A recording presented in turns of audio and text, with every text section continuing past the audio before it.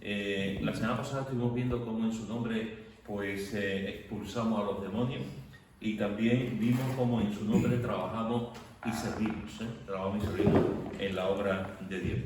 Esto es un poco lo que hemos visto hasta ahora y hay otra cosa también muy interesante en este aspecto en Hebreos, en el capítulo 13 de Hebreos capítulo 13, versículo 15. Hebreos capítulo 13, versículo 15. ¿Quién lo puede leer? Bueno, vamos a leer el 15 y el 16. Así que ofrezcamos siempre a Dios por medio de él sacrificio de alabanza, es decir, fruto de labios que confiesan su nombre, y de hacer bien, y de la ayuda mutua no os olvidéis, porque de tales sacrificios se agrada a Dios. Muy bien, fijaros que aquí nos está diciendo, este es un texto, nos vamos a centrar más en el versículo 15. Este es un texto, en los versículos anteriores, podemos ver cómo tenemos bienvenido, hola campeón, nos alegramos de verte. Tenemos un altar y tenemos un sacerdote. Y hablando de ese altar y de ese sacerdote, pues el autor de Hebreos nos dice que tenemos el altar, tenemos el sacerdote, vamos a adorarlo, vamos a alabarlo. Y fíjate que dice así que ofrezcamos siempre a Dios por medio de él sacrificio de alabanza, es decir, fruto del labio que confiesan su nombre. Otra de las cosas que hacemos en el nombre de Jesús es alabarlo. ¿Qué os parece a vosotros este versículo 15? Y si queréis añadir algo, del 16 también. Pero ¿qué os parece a vosotros este versículo 15?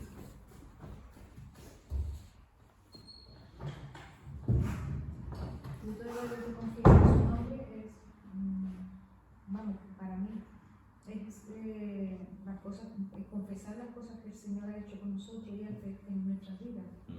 Una forma de alabar al Señor, confesar las cosas que el Señor ha hecho en nuestras vidas y confesarlo a la gente. Muy bien. Eso, vamos. Y ofrecer a Dios por medio del sacrificio de alabanza es darle la gloria al Padre por medio de nuestro Señor Jesucristo. Es lo que yo entiendo aquí, que alabemos al Padre, que lo honremos por medio de Jesús resucitado, ¿no? Hay un cambio brutal en la forma de adorar a los dioses de aquella época, y como él dice, fijaros que yo no quiero ni tórtolas ni nada, quiero que me alabéis, y esos sacrificios que sean sacrificios de alabanza, ¿no? Y quiero que transforméis esos animales, quiero que seáis ustedes mismos los que os deis en la alabanza, en ese sacrificio. Y eso es lo que yo quiero. No quiero muertes, quiero alabanza, quiero que... Y ese es vuestro, pienso, lo que yo entiendo, es vuestro verdadero símbolo, signo de sacrificio y alabanza, ¿no? Ese momento de domingo... Seamos agradecidos, ¿no? Que seamos agradecidos, que le demos al Padre las gracias por haber mandado a su Hijo. Ese olor grato, ese que suba, que lo estás haciendo porque quieres, ¿no? Tenía una conversación últimamente con Noah y yo le decía, Noah, no sabes lo bonito que es que un hijo tuyo te diga, papá, te quiero, o te dé un beso, queriéndolo, ¿no? Digo, pues imagínate el Padre Celestial, cuando vamos de verdad, cuando no vamos, tengo que ir a la iglesia, ahora nos ponemos a cantar, como van muchas veces nosotros, todos, ¿no? Alguna vez que hemos dicho, ahora voy a ir a la iglesia, pero sin embargo cuando tú vas con esa alabanza, ese sacrificio de alabanza, que sube, eso es maravilla para Dios. Si para un padre es un beso que tú lo notas que eso es... cuanto más para Dios, que es nuestro Padre. Amén. Fijaros que dice que el texto, acompañado con el versículo 16, dice que la alabanza que agrada a Dios es ofrecida por medio de Jesús, como estaba diciendo Mari Carmen antes, ¿no? ¿Por qué? Porque el sacrificio de Jesús agradó a Dios. El sacrificio de Jesús agradó a Dios. Después dice también el texto que la alabanza es continua, porque dice, ofrezcamos siempre, siempre. La alabanza es continua. La alabanza no es... alguien dijo una vez que el estilo de vida del creyente es un estilo de vida de alabanza diaria. A veces pensamos que la alabanza, no sé por qué lo hemos, como tantas otras cosas en nuestra vida cristiana, muchas veces lo encajamos todo en el domingo, o lo encajamos todo, en este caso, en los viernes, cuando nos unimos, o los jóvenes cuando se juntan, o los hombres, las mujeres, o sea, encajamos en ciertas reuniones. Pero la vida, igual que la vida de oración es una vida diaria, igual que la vida de amor es una vida diaria, igual que la vida de matrimonio es una vida diaria, la vida de adoración también es algo diario. La vida de adoración no solamente consiste en cantar, ni en entonar himnos o coritos. La vida de adoración es una forma de vida.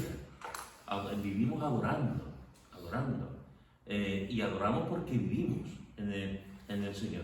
Entonces, en este sentido, dice que tenemos que ofrezcamos siempre a Dios la alabanza. Por lo tanto, fijaros que la alabanza que agrada a Dios es ofrecida por medio de Jesús, porque Él su sacrificio agradó a Dios. La alabanza que agrada a Dios es continua, y ahora te voy a dar paso a Mari. Y también vemos que, bueno, antes de continuar te voy a dar paso, porque esto quiero compartir un poco lo que voy a decir ahora. ¿Qué ibas a decir? Yo siempre tengo muy presente Romanos 12, 1 y 2.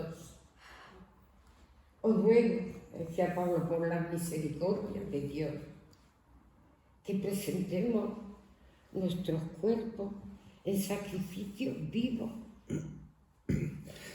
espiritualmente, alabándolo a Él, vivo, santo. Nos llama a Él a santidad. Hay que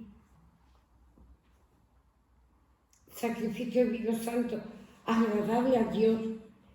Y ese es nuestro culto racional.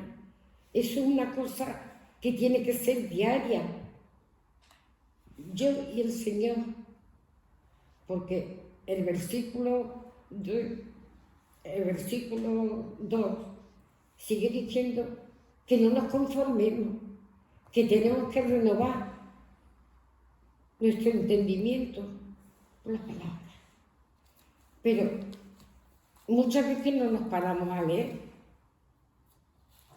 Pero ese momento de orar y recordar algo de su palabra, o si has leído un salmo, que los salmos no es un hebreo entero, ¿no? Un salmo que eso te anima y tú tienes esa conexión con el Señor. ¿Vosotros no? No, Romanos 12, 1, 2. Y eso, si venimos a la iglesia mucho, que tenemos que venir, porque también nos dice no dejéis de congregar. Si estamos, a ver, caer en religiosidad, no podemos caer en religiosidad. Porque primero está nuestra adoración, nuestra alabanza, yo y el Señor. Y después, y yo me he convencido de eso. No, que si estoy faltando a la iglesia porque no me he encontrado bien. No, porque para mí el venir a la iglesia no es religiosidad. Pero yo me he llevado años en la iglesia que he sido religiosa. Y yo no entendía, hasta que yo le rogaba al Señor, hazme entender. Yo quiero conocerte, y para conocerte tengo que ir a la iglesia, porque ahí es donde se da la palabra. Aquí siempre yo en la iglesia, lo que sé.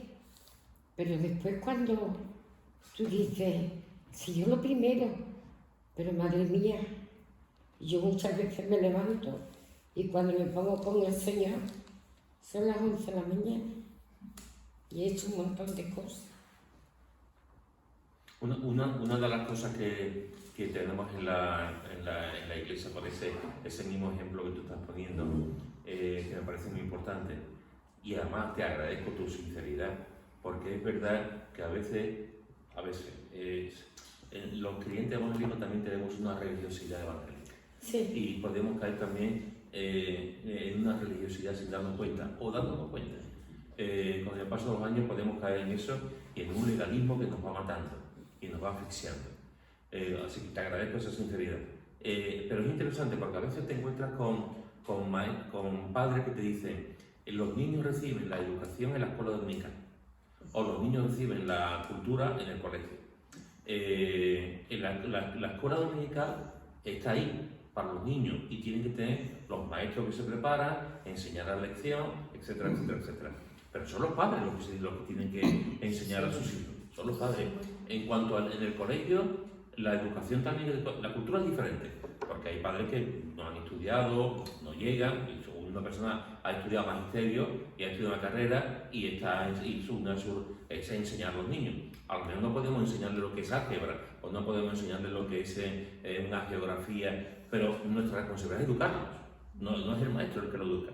El maestro le da información, enseñanza, pero la educación es parte, en la escuela dominical igual, en la iglesia pasa igual. La iglesia es un complemento que tenemos que dar gracias al Señor porque Él la ha inventado y es un mandato de Él, pero la vida con el Señor es cada día y el alumno se pone delante del profesor cada día, pero nosotros como creyentes cada día tenemos una relación con Dios. En Romanos 1 tenemos una relación con Dios. Después la iglesia lo que nos hace es que nos ayuda en nuestra fe, nos ayuda en nuestro crecimiento, pero ese crecimiento hay que hacerlo cada día. Y el conocimiento de Dios es cada día. Y el culto a Dios es cada día. No es solamente cuando nos juntamos. Cuando un viernes nos vemos a las 7 y nos vamos a las 9 menos cuarto o a las 9, 2 horas. En esas 2 horas estamos orando, estamos estudiando la palabra. El domingo nos vemos a las 6, como más tardar, las 8 2 horas. Nos vemos 4 horas al mes. Perdón, al mes. A la semana. ¿Qué es lo que es eso? Pues eso no es nada. No es nada comparado con lo que tuvimos cada día. Entonces, cuando la relación que tenemos con Dios es una relación básicamente individual del creyente con Dios. Lo que pasa es que a Dios después le agrada, lo manda, que como una de las maneras que tenemos de crecer es comunitariamente. O sea, no es lo mismo que un creyente se alimente solo durante a que nos juntamos, oramos los unos por los otros, nos alentamos, escuchamos. Eso es una bendición, pero la responsabilidad es diaria. Es diaria. Sí, señor. Fijaros, hermanos, que en este sentido nos dice aquí el texto que el sacrificio que agrada a Dios es la alabanza que agrada a Dios es ofrecida por medio de Jesús, porque su sacrificio agradó al Padre. La alabanza que agrada a Dios es una alabanza continua, siempre, diaria, todo momento. Pero fijaros también una cosa que es importante, para mí lo más importante, no sé para ti, lo más importante del texto, que es que la alabanza que agrada a Dios es un sacrificio. Dice que es sacrificio de alabanza, sacrificio de alabanza. Después en el versículo 16, pues de tal sacrificio se agrada a Dios. Pregunto, hermanos, ¿la alabanza es un sacrificio? ¿Qué pensáis? ¿La alabanza es un sacrificio? Sacrificio vivo. Frutos de labios que confiesan su nombre. Muy bien. En venir a la iglesia es alabar al Señor también. Es un sacrificio muchas veces venir a la iglesia por situaciones, y creo que hay cosas que son sacrificios. Y es alabar al Señor con ese sacrificio. Es una forma de alabar y de obedecer al Señor. Y la obediencia es alabanza también, y es adoración. El obedecer al Señor es una forma de alabar. Creo que nos han enseñado cuando nos dedicamos a algo, nos dediquemos a eso. Hay que estudiar, dedicarte a estudiar. Hay que trabajar, dedicarte a trabajar. Hay que hacer, dedicarte a eso. Y no así. Una equivocación errónea. Tú no puedes dejar y olvidarte de cosas que son muy importantes, como el caso de Dios, mientras que estás estudiando, mientras que estás trabajando, mientras que estás haciendo lo que sea. Por esa razón, nos dice la palabra que tenemos que nacer de nuevo. Tenemos que nacer de nuevo a esas enseñanzas que nos han educado, con lo que nos han educado desde siglos, con lo que nos han enseñado desde siempre. No, tú tienes que hacer esto y dedicarte a esto. Tienes que hacerlo. No. Tenemos que hacer eso, ¿vale? Tenemos que hacer nuestros deberes, nuestras obligaciones, nuestras cosas, pero sin olvidar. Si somos creyentes, evidentemente. Dar al César lo que es del César, ¿no? Claro. Pero al César es del César, ni un céntimo más. Pero a Dios, lo que es de Dios, que es todo. Entonces, eso hay que aprenderlo naciendo de nuevo. De otra manera no se puede aprender.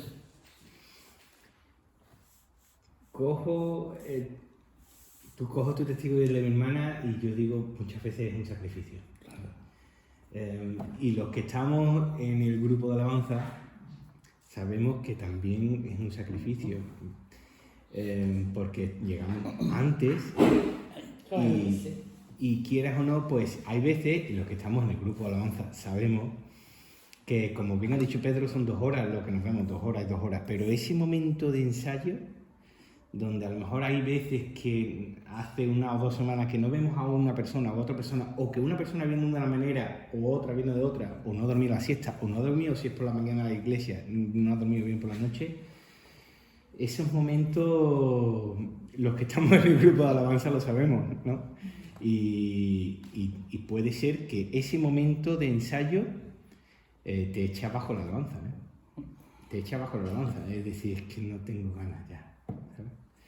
Por eso dices, es un sacrificio, es que no lo haces, porque no lo haces como para que el que toca para afuera, ¿no? El que toca para un concierto, el que da un concierto a gente y dice, pues hoy soy la estrella y no tengo ganas de cantar. No, aquí la estrella es Dios, no eres tú. Entonces, claro, tú tienes que entender que ahí tienes que hacer un sacrificio, agachar, y aunque no tengas ganas, la estrella es la estrella y hay que tocar, ¿sabes? Entonces hay veces que sí es un sacrificio.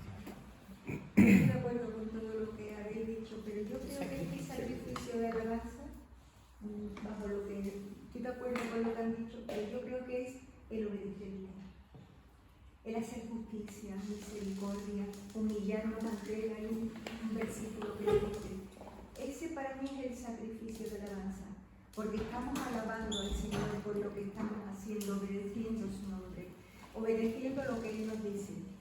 Que es verdad que hay veces que nos cuesta trabajo porque somos humanos, pero ahí está el sacrificio de alabanza. Es verdad que muchas veces dices, esa persona no tendría misericordia, estoy cansada de tanta paciencia y tanta misericordia, pero ahí está el sacrificio de alabanza, obedecerle. Es lo que yo creo que me viene a mí en este versículo, ¿no? Porque sí, lo que habéis dicho es verdad, el reunirnos muchas veces, que se hace calor, que se está lloviendo, que sí, y que bien estamos en casa y que fresquito o que calentito, que es verdad, pero el sacrificio es hacer su voluntad, obedecerle lo que Él dice en su palabra, el tener misericordia, el tener paciencia con algunas personas, que es tan difícil, Dios mío, pero por ti, por tu amor, por tu misericordia, tú me vas a ayudar. Eso es lo que yo veo que es aquí el sacrificio de la alabanza. Muchas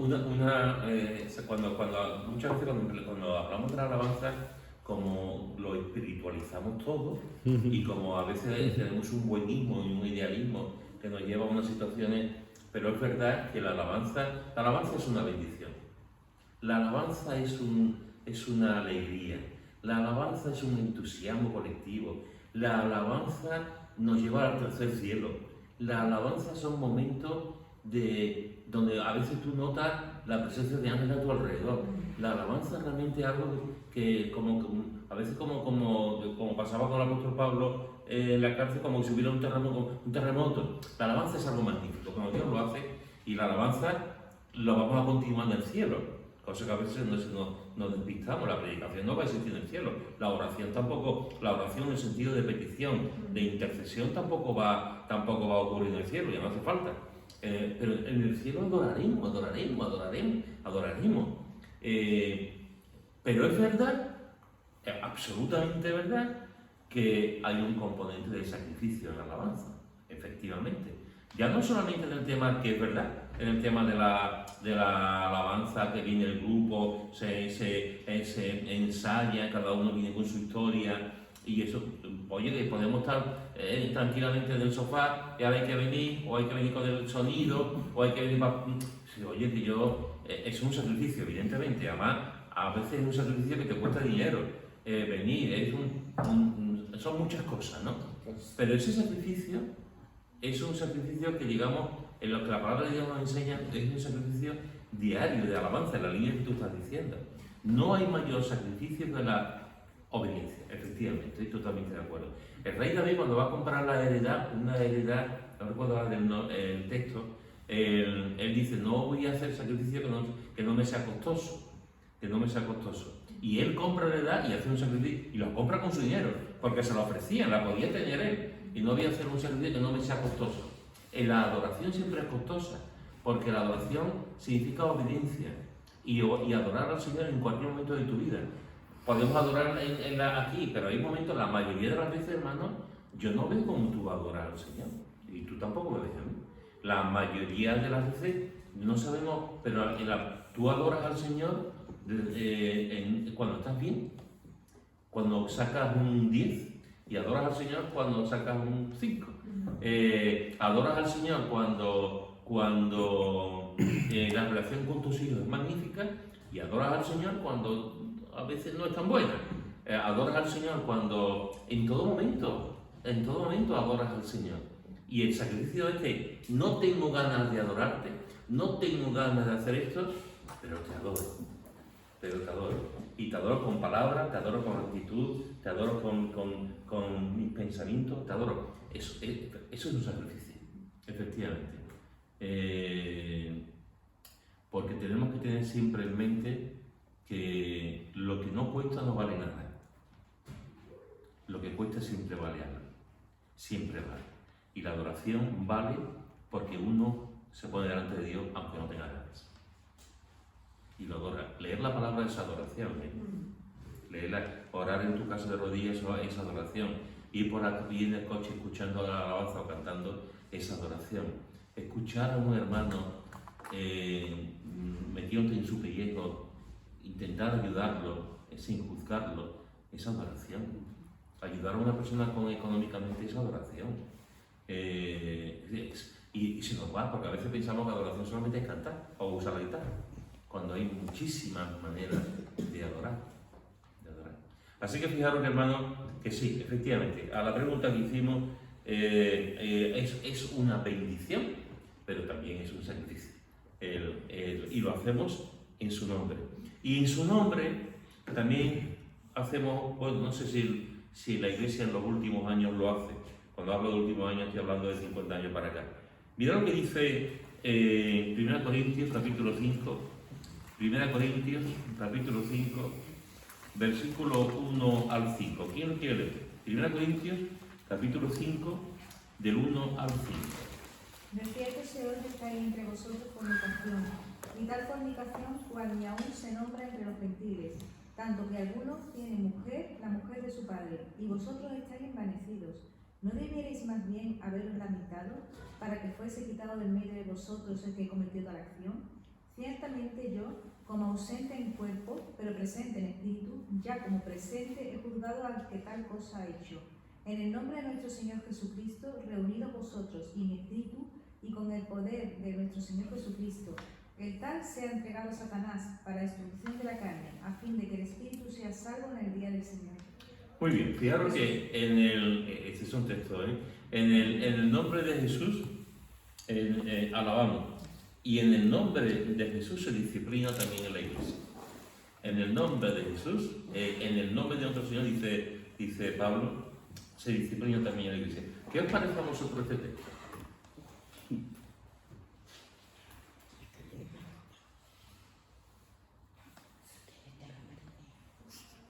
Yo veo que aquí en la iglesia hay un pecado y además un pecado bastante grande.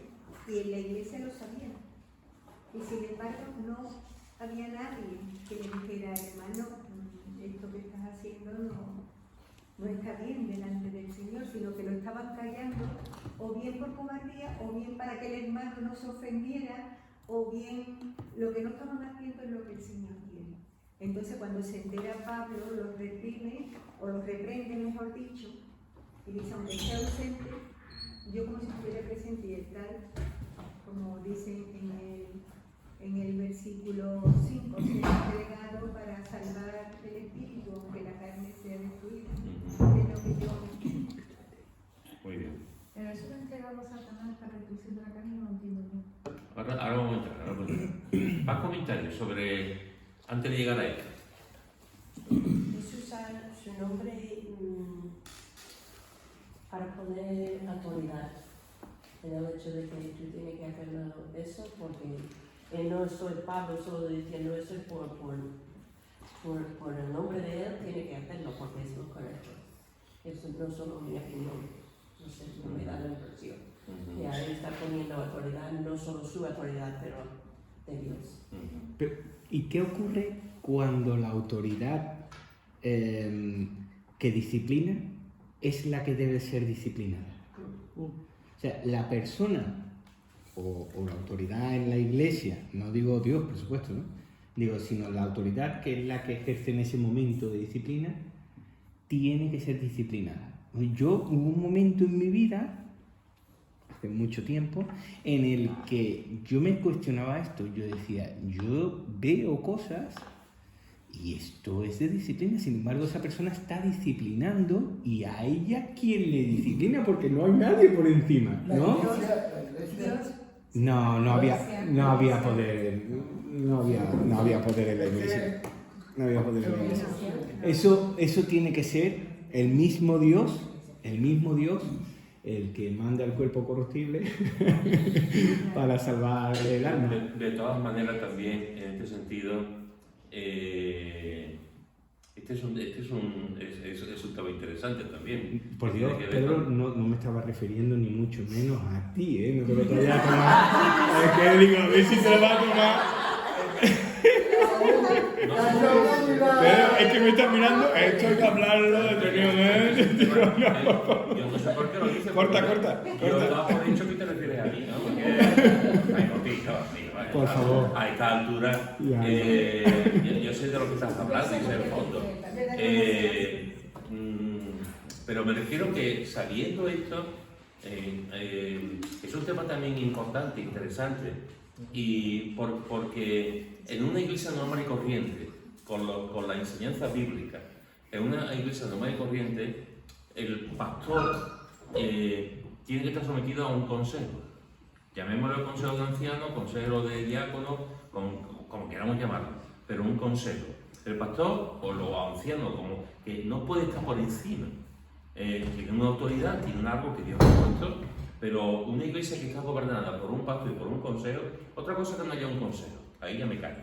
Pero si hay porque además hay iglesias que no tienen consejo, si hay una iglesia que tiene un pastor y un consejo, ese pastor está sometido al consejo. Y la autoridad, como decía también, la autoridad del consejo viene delegada de la iglesia. Por supuesto que viene delegada de Dios, pero viene delegada de la iglesia. Y el consejo tiene la autoridad para decirle al pastor, por aquí no. Y esto está mal hecho. Otra cosa es que el pastor... El consejo está hecho por el pastor. Eso es otra película, que me imagino que va por ahí. Está todo controlado. ¿Tú has visto alguna iglesia que el pastor no esté por encima del consejo? ¿Es verdad? Sí, Porque... Que el pastor no esté por encima del Yo consejo. sí, Sí, yo también. Yo así mismo. Sí. No debe Yo no hablo de aquí. No, Fuera de aquí. yo he visto y conozco iglesias, sí, y no una ni dos, donde el pastor da el consejo tal, y guía al pastor o le dice esto no o esto sí.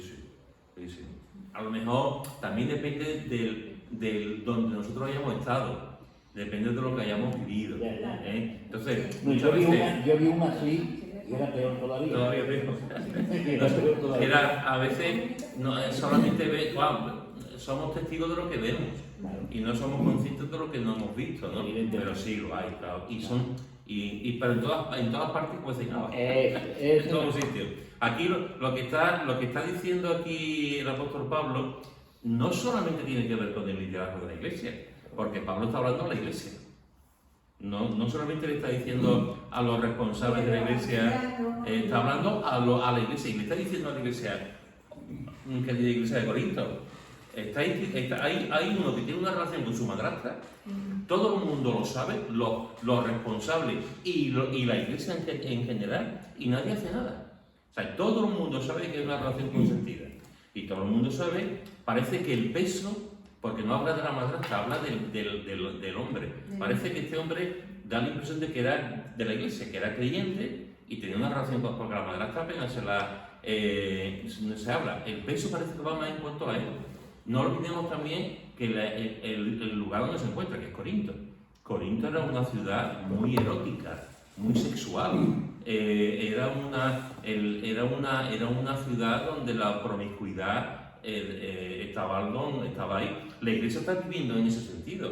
La gente que se convierte allí eran gente de la ciudad, acostumbrada a una vida libertina, a una vida donde el eros era lo más importante en un sentido, ¿no? Entonces, de alguna forma eso está ahí en el trasfondo. Cuando ocurre esto, pues nadie hace nada y todo el mundo está mirando para otro lado. Entonces, ¿qué es lo que hace el apóstol Pablo? Le llama la atención. Cuando él se entera, escribe la carta y una de las cosas que escribe es precisamente esto: oye, que me he enterado que ha pasado esto, y es cuando dice esto de que tú estabas comentando antes, ¿no?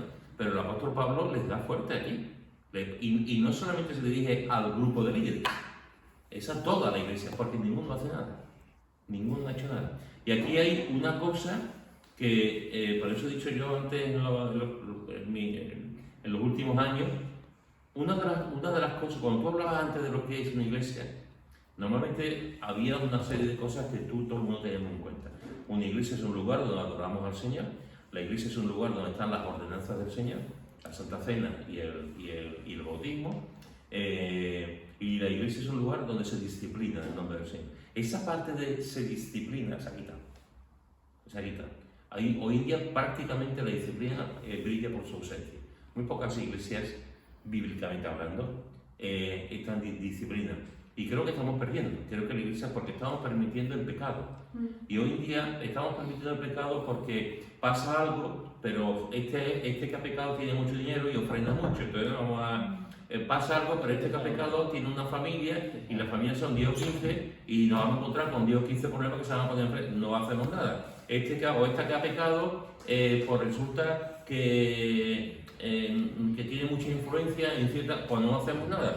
Y vamos mirando, vamos dejando para un lado, estamos permitiendo el pecado en el mundo, en la iglesia, en el liderazgo lo estamos permitiendo y no ejercemos la disciplina. Y cuando no se ejerce la disciplina, cuando en el pecado, al final todo el mundo pierde. Todo el mundo pierde. Y a nadie le cuesta, nadie quiere disciplinar, ninguna iglesia quiere disciplinar, ningún consejo de iglesia quiere disciplinar, ningún pastor quiere disciplinar. Es solamente los lunáticos y la gente que tiene dos cables le gusta hacer eso. La gente normal no quiere hacer eso nunca. Porque además, en mi caso concreto, yo cuando disciplino a alguien, creerme que me voy de vareta al cuarto baño. O sea, cuando tú tienes que disciplinar a alguien, las horas anteriores, porque tienes que mirar los ojos a este hermano o a esta familia y decir, pom, eso no es fácil, eso es muy complicado. Muy complicado. Y hay gente que lo entiende, a mí me ha pasado que hay gente que le he dicho tal, y bien, y otros que me han dicho, pero ¿tú qué te crees? Pero esto, ¿tú qué prueba tienes? Entonces, no se pasa bien, pero hay que hacerlo. Aquí es curioso porque fijaros que Pablo está diciendo, en el nombre de nuestro Señor Jesucristo, reunidos vosotros y mi espíritu, con el poder de nuestro Señor Jesucristo, diciendo, yo estoy con vosotros. Yo estoy con vosotros, no estoy con vosotros, pero estoy ahí con vosotros en este tema tan importante. El tal se ha entregado a Satanás para la destrucción de la carne, a fin de que el espíritu sea salvo en el día del Señor Jesús. Y ahora, comentando un poco lo que Nuria decía, ¿esto qué significa? ¿Qué significa que el tal se ha entregado a Satanás? Desde vuestro punto de vista. Esto es fuerte, ¿eh? Claro, es fuerte que... La muerte del cuerpo. Puede ser que muera, puede ser, ¿no?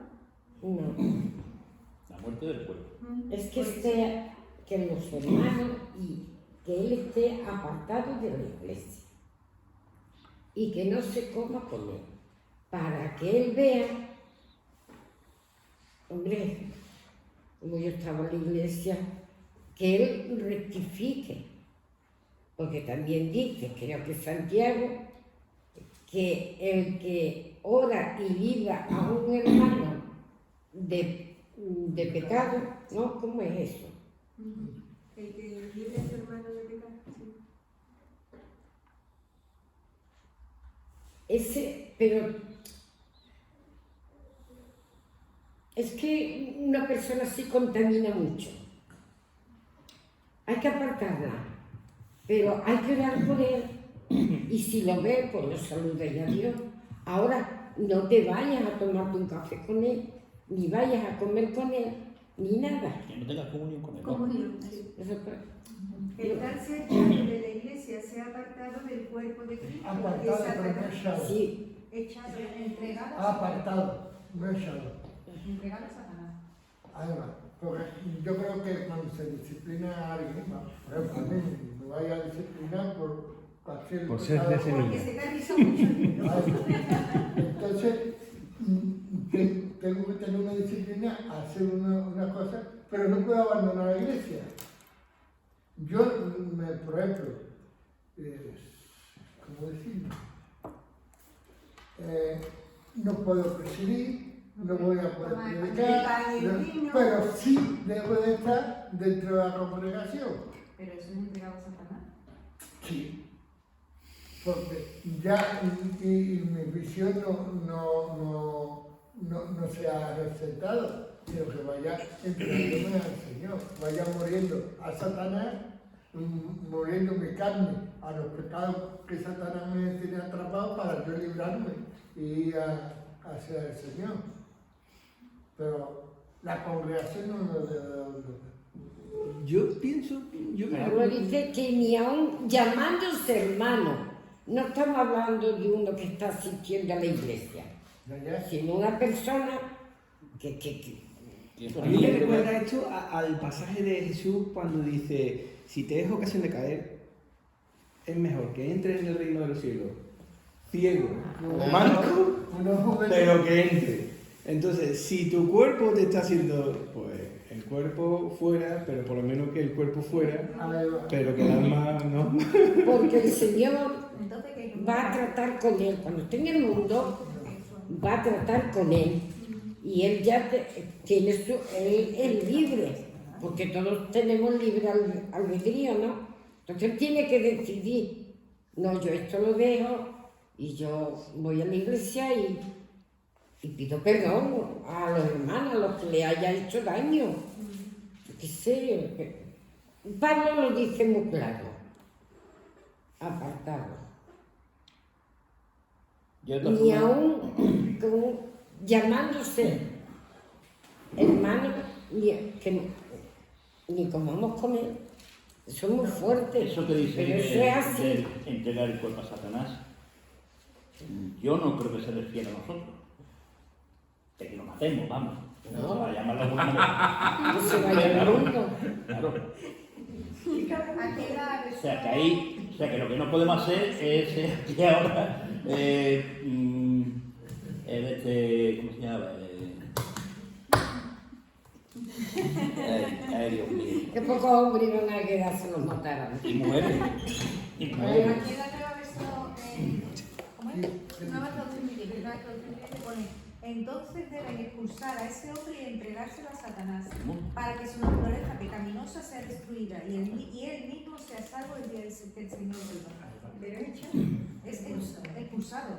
Él no tiene nada con él. Expulsado a ese hombre. Para que él Porque si recapacite. esa persona, con su pecado, sigue estando en la iglesia, está contaminando a la iglesia. Pero no tenemos... Ese es el sentido. Esa persona que ya está en disciplina, el pecador lo debe de abandonar. Yo voy a decir una Si cosa. sigue en la iglesia y sigue pecando, entonces sí lo expulso. Pero si yo he cometido un pecado, bueno, no se puede probar y Yo voy a decir una cosa y si yo no, la he no se vivido. puede comprobar, pero si hay una muerte alrededor, Sí, pero si está haciendo lo que estaba haciendo, Pues la madre lo va a poder dar a los menores, ¿no? Claro, lo ¿Qué iba a decir, Fernando? A Satanás para Ahora, destruirlo de la ahora. Pero cara. ella es de la iglesia, Julia, ya no está, es verdad, vale. el Espíritu Santo lo tenemos todos, pero cuando estamos unidos el Espíritu Santo está en medio de nosotros. Una persona que es expulsada o que es expulsada no está en la congregación de los justos, se puede decir, no está en la reunión del Espíritu Santo, está afuera, está en el mundo. Donde está Satanás, donde está el espíritu de Satanás, es lo que yo veo. Ahora, claro, El tema de entregar el cuerpo a Satanás no es cosa nuestra, es cosa de Dios. Y yo eso lo he vivido. Para salvar el espíritu. Una persona que en 24 horas ha fallecido. Y tenía una cosa extraña. Una cosa extraña no, un pecado. un pecado. Eso yo lo he vivido y bueno, algunos dirán, es coincidencia. Yo lo veo de otra manera. Pero lo que está claro es que lo que dice la palabra de Dios está ahí. Eso está así. Y nosotros no somos quienes para quitarle la vida a nadie. Porque la vida la da Dios y la quita Dios. Eso lo tengo yo más claro que la mano. En todos los sentidos. Sobre todo porque una manzana podrida dentro de un... Ese es el problema. O una patata podrida. Ese es el Una problema. papa y Y un en esta iglesia ha ocurrido hace mucho tiempo. ¿No? Hace Y en mucho muchas tiempo, nosotros no iglesias. estábamos. Y en muchas iglesias. Pero ok. hubo un joven que metió la pata y fue contaminando y la gente lo sabía. Y fue contaminando. Y la manzana Pero- podrida fue pudriendo. Pero te voy a decir una cosa, si muchas se formas de hubiese hecho contaminar. caso aquí, a la Biblia, a lo mejor ¿Verdad? pues se hubiese salvado alguna... Pero eso es muy difícil. Pero lo ha dicho hace un momento. Hay miembros que están minando, o sea, hay un bichito muy pequeño que ataca a los cítricos, los naranjos y demás, sobre todo los naranjos, que le llaman el minador. Se mete por la hoja y empieza a hacer Y la arruga la hoja. la arruga, la destroza, y destroza la hoja y destroza lo que es el árbol. Bueno, pues así es el pecado en la iglesia. Como entra el pecado en la iglesia, y no tiene que ser uno que adúltero, una cosa que se ve, una niña que se ha quedado embarazada del novio, que son cosas que se ven muy claras. Hay otras muchas cosas. Pero lo he dicho hace un momento. Resulta de que es de los que más diezman. ¿No es? Una iglesia que está siempre en la cuarta pregunta, encima que el chamo al que más diezma, ya se acabó la iglesia, ¿no? La iglesia la acaba si lo tienes ahí. Porque la iglesia no se acaba por falta de dinero. Porque no somos Sí. conscientes que el Señor es el que provee. Claro. Ese hombre que dice Pablo, no es que estuviera fornicando ni lo que fuera, no. Voy. Es que estaba cometiendo un pecado que ni aún Hola. los paganos No lo entiendo. lo hacían. El corintio tenía mucho poder, pero era una iglesia muy carnal. Entonces él tuvo que cortar eso, me está cortando por la mujer Es que era un pecado. de tu padre. Ahí, No la madrastra, pero- cuando habla de lo que tiene que ser, cómo tiene que ser un anciano, diácono, hombre de una sola mujer. ¿Eso qué significa? Significa que hay hombres que tienen más de una mujer, que estaban casados con dos o varias. Era- Muy buena. Estudio de la palabra y oración.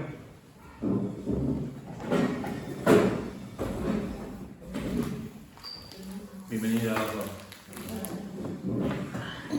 Bueno, yo creo que aquí, hermanos, en este caso, depende, como la canción, depende de todo.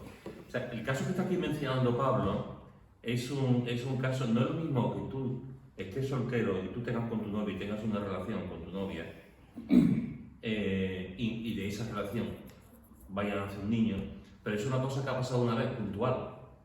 Y lo que está pasando aquí, por lo tanto, la disciplina que se tiene que hacer también es diferente. Porque lo que está pasando aquí es una relación consentida continuada. Esa es una persistencia en el pecado. Estaban haciéndolo continuamente. Entonces, la situación es diferente. No es lo mismo una cosa consentida, continuada y consentida por la iglesia. por la iglesia, efectivamente. No solamente, o sea, ellos dos, efectivamente, sino que la iglesia lo sabía. Entonces, no es, una cosa es una persona que peque en un momento dado y otra cosa es la continuidad en el pecado. Cuando una persona peca en un momento dado, como creyentes que somos, la mayoría de los creyentes se avergonzarán, le pedirán perdón al Señor. Señor, he metido la pata, perdóname, llorarán y el Señor les perdonará. Cuando una persona está pecando continuamente, realmente esa persona no tiene un sentido del temor de Dios, no se arrepiente. Por lo tanto, esa persona Es reincidente. hay que pensar, ¿esa persona es creyente? ¿Esa persona tiene temor de Dios? Y si cuando se le comunica el pecado y esa persona se arrepiente, ¿qué pasa? Por supuesto, ahí está, para eso Pero estamos. lo deja. Ahí estamos, ahí estamos. Muchas veces cometemos pecados, hacemos cosas que no No, pero cuando... inconscientemente lo estamos haciendo y nos hemos acostumbrado. Hasta que no llega alguien y te dice, Pepe, esto, ay, ¿verdad? Sí, sí. Cuando los casos de disciplina que normalmente Porque se como mencionan... estoy acostumbrado de que en la vida social de aquella época se hacía, pues, Normalmente cuando hablamos del caso de disciplina, hablamos de esto, Pepe. No estamos hablando de una cosa puntual.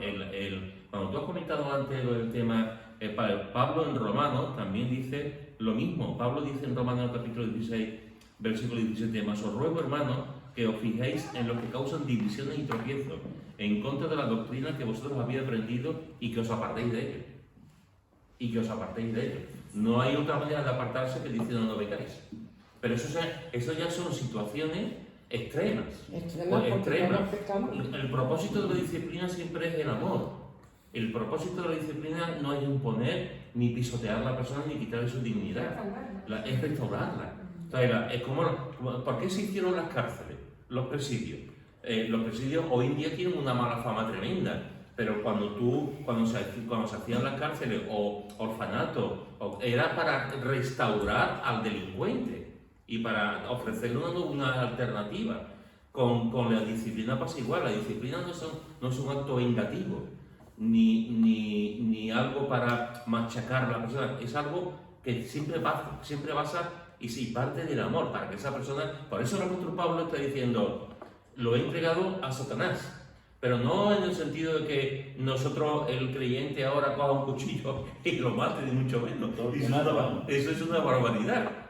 O que haga una... No, el sentido... ¿Qué es lo que ocurre en la iglesia, hermano? Pues una de las cosas que ocurre en la iglesia es que adoramos, oramos, leemos la palabra, nos interesamos los unos por los otros,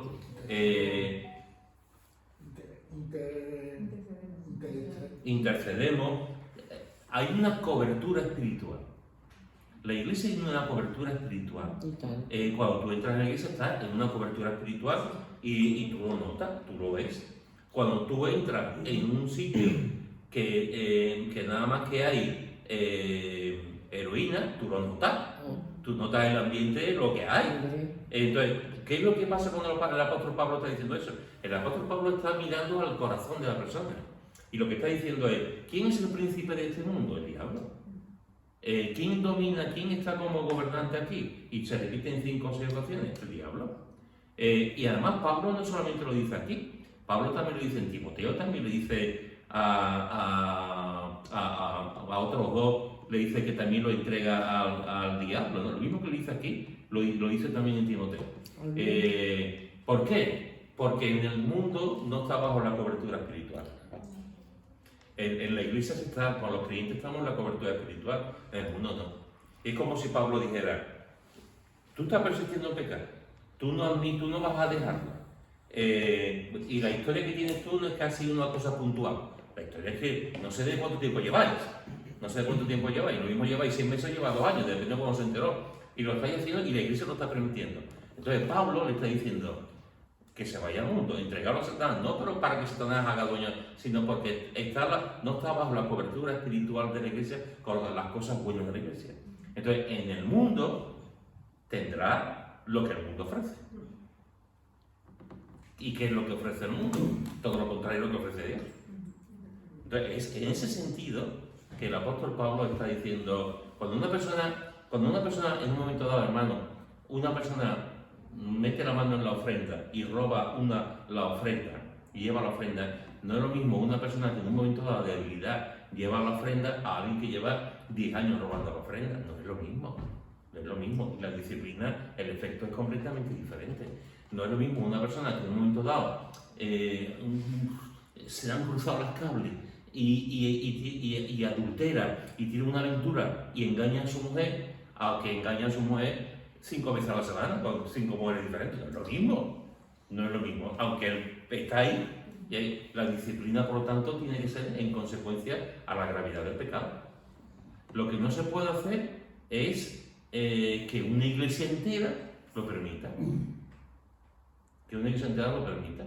Que no te va Pablo.